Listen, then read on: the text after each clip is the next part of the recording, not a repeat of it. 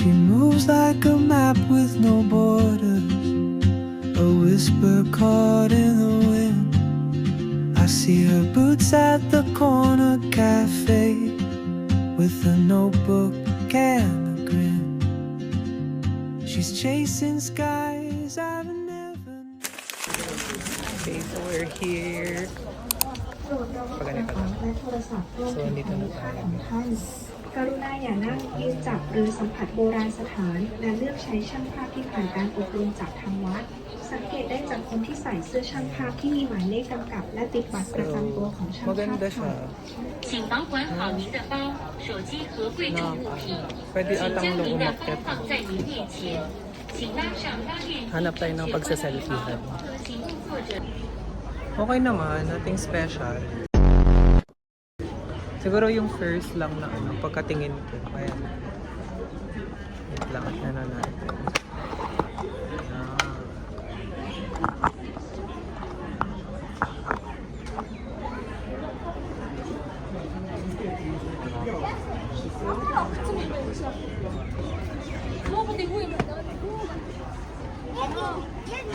너무 좋다.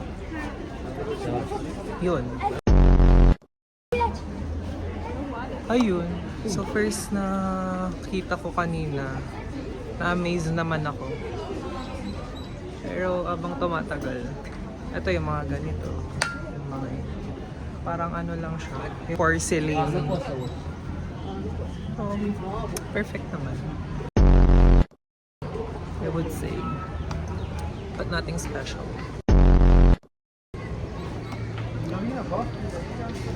Hindi na rin ako nag-rent ng costume. Huwag na. Okay naman tong outfit ko. Kaya hindi na ako nag-rent ng costume. Sila nag-rent. Pero ang ganda yung fairness. Actually maganda. Ang perfect din ng mga pagkakagawa. Kasi hindi lang ano yung damit mo yung re-rentahan mo. May make-upan din ka din nila. Ayusan ka rin nila. So, ganda. Ayan, hindi na yun. Oh, diba? Perfect.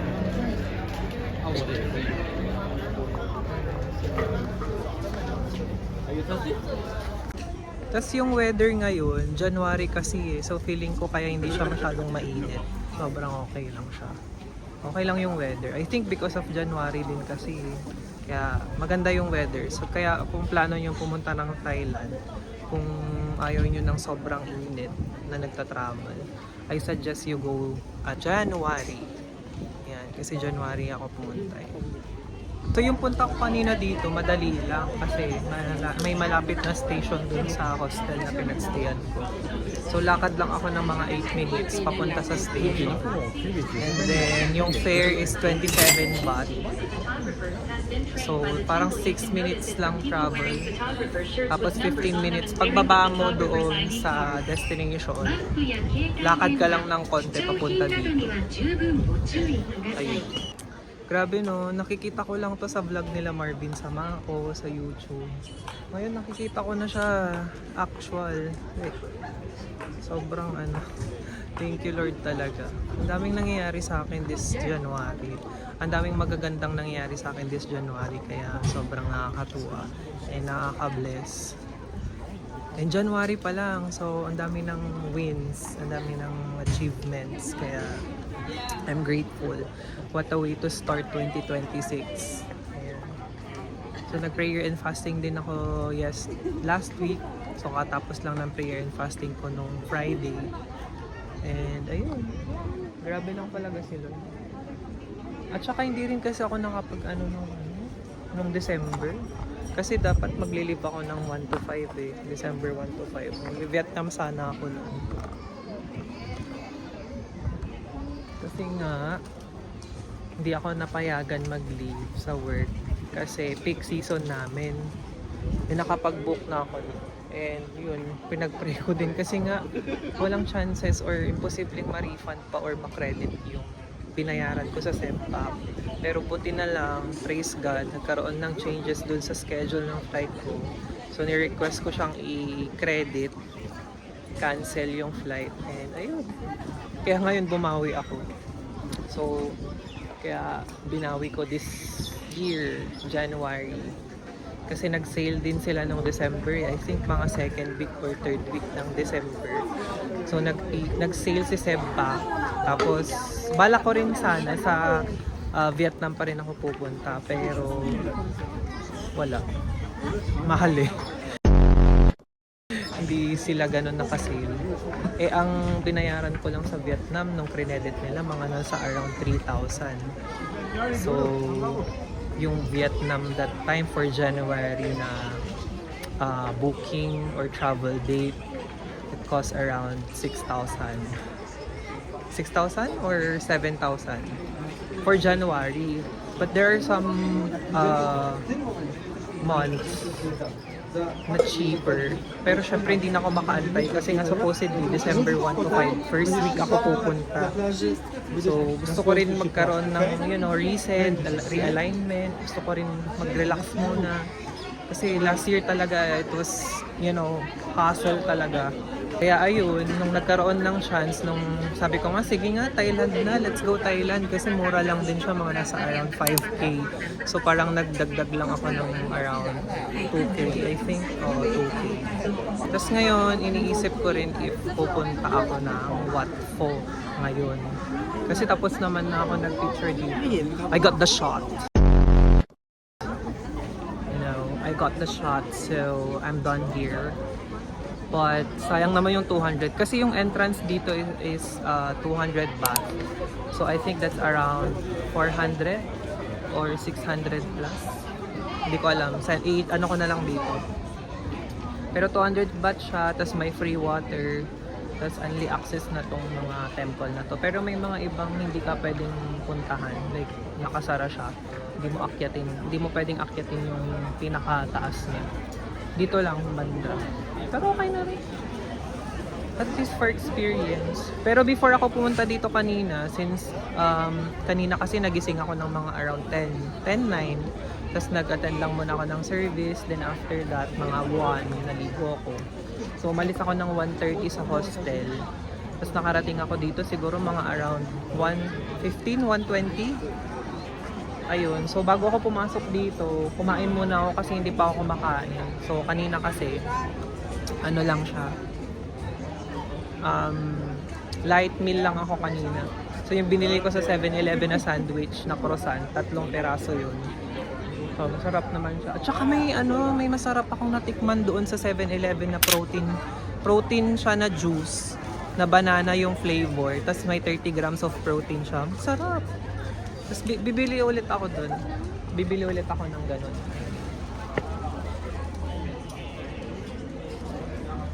Ayun, so bago ako pumasok dito, nag-decide muna ako na kumain muna. Kasi nga, feeling ko nagugutom na ako. Tsaka ayoko nang sumakit yung ulo ko dahil hindi ako kumain. Pero so far, wala pa ako masyadong nagustuhan. So kumain ako kanina nung omelette na rice. I thought yung omelette iba yung take or yung atake nila sa luto. Pero prinito lang na prinito lang siya na itlog, tas nilagyan ng maraming betchin. Yun na yun. Tas lumipat ako after ko kumain, lumipat ako sa kabilang sa kabilang kainan. So nagtry ako. Meron naman din sila dong parang egg soup ganon. So I thought na parang egg soup siya na basta parang ang ginawa nila kasi prinito yung egg tapos yung soup hinalo na lang nilang ganun. Prinito muna nila yung egg tapos nilagay nila sa soup. So ganun lang siya, ang boring.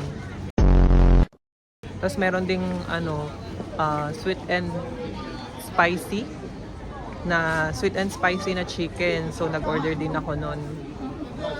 Maanghang siya. Hindi talaga ako pwede sa maanghang kasi na-acid ako. May rice na din siya, so hindi ko naubos yung rice. Sorry Lord. Ang kinain ko lang doon yung chicken. Mga lang, siguro maliliit lang, chicken bits na siguro mga 10 perasong ganun. Tapos with the bukol utong tuloy. Yung sitaw.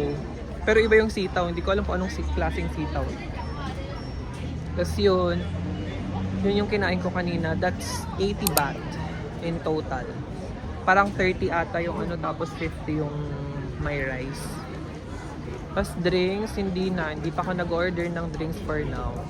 nagde-depend muna ako sa water.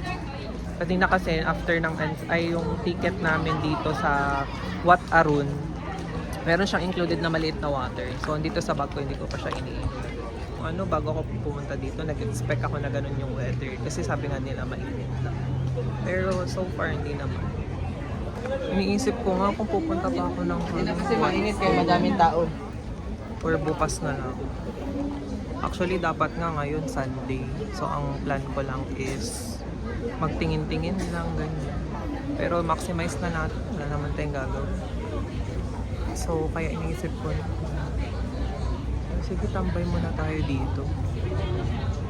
Ay, tas one more thing guys. Pag pupunta pala kayo, kulo na ako. Tas another thing guys, if pupunta kayo dito, make sure na kung pupunta kayo dito sa Wat Arun, mas suggest ko na hapon kayo pumunta. Maganda kasi yung sunset. And of course, the weather na din. Siguro mag-lunch muna kayo ng tanghali, dito na rin. And then, after that, yun, palipas na kayo dito hanggang mag-sunset. Kasi mas maganda nga mag-picture.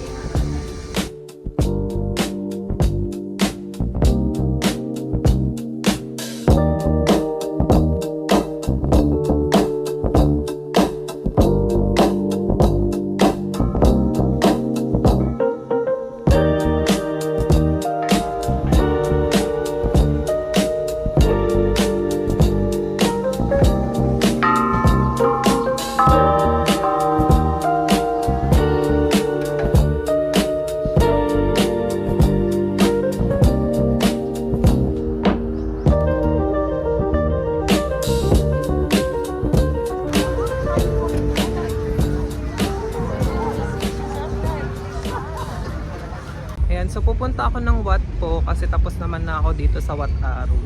So nakita ko kanina yung prices. Ay, may daanan ba dito? So ang price niya 800 baht kapag lilibutin mo yung lahat ng mga tourist spots along the river. Kasama na dun yung Wat po, dito Wat Arun, tapos may Chinatown din. So after siguro ng Wat po, pag-isipan ko kung pupunta din ako ng Chinatown or baka tomorrow na. Pero kailangan kong bumalik dito. Kasi, hindi, mag-ano na lang ako. Pag nag-what ko ako mamaya, hanap na lang ako ng place kung saan ako pwede malapit ko. Kasi dito malapit lang. Doon nilakad ko siya, 15 minutes. Mura lang siya guys, 5 baht. Going Wat ko. Diba? Mura lang. Yung pilakad.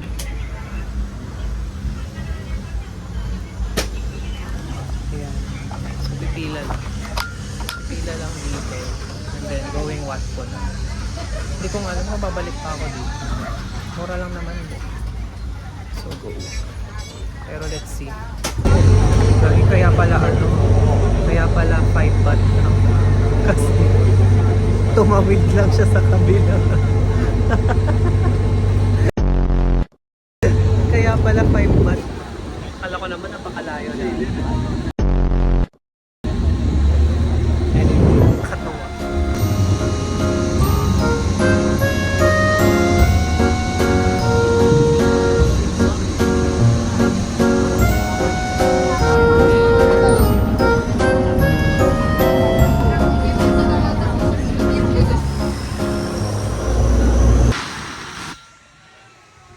Grabe guys. Ang mahal nung entrance fee dito, 300 baht. Just to see yung malaking Buddha. Inisip ko kung worth it ba siya.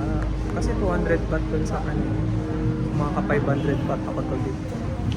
Hindi na ako pumunta kasi 500 pesos din yun guys. Titignan mo lang yung yung malaking statwa doon. And wala naman tayong mapapala. Nakikita naman siya sa labasan. So, nakita ko naman siya actual. Sa labas nga lang. Hindi sobrang close up. Pero malapit naman. Halos malapit lang din. Pagkain na lang. Igastos na lang natin. So, feeling ko pupunta ako ng Chinatown. Pero later pa. Anong meron dito? This one.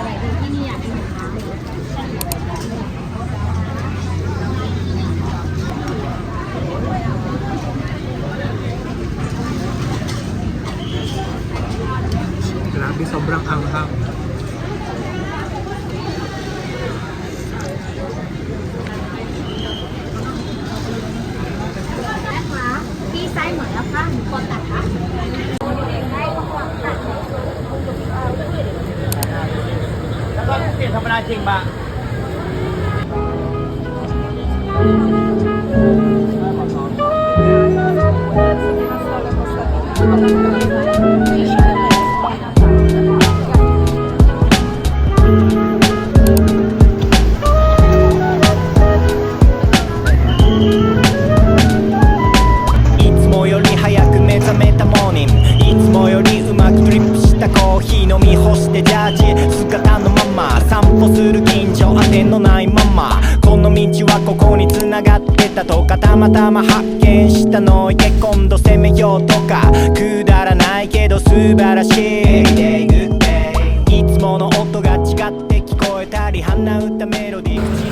Hindi na ako naka-video kanina kasi ang daming nangyari. More on food. Pero nag-take out ako ng parang lechon kawali at saka fried crab rice. Nakainin ko na lang sa hostel. And ayun, nakapagod. Tomorrow, hindi ko alam kung ano ulit gagawin natin. Medyo random lang din. So today, nagpunta ko ng Wat Pho, Wat Arun. Pumunta din ako ng Chinatown. So tatlo yung napuntahan natin for today. Tapos nagpa-massage pa ako. Grabe yung massage. Sobrang relaxing sa foot massage pala yun. So 150 baht lang siya for 30 minutes. Pero grabe nakatulog ako kanina. Ayan, so bawi. Pero saglit lang naman. 30 minutes lang. Ayun. Ang dami nagastos. First day pa lang. Pero more on pagkain. So pagkain talaga yung nilook forward ko. And ayun, I'll see you tomorrow. Oh, travel.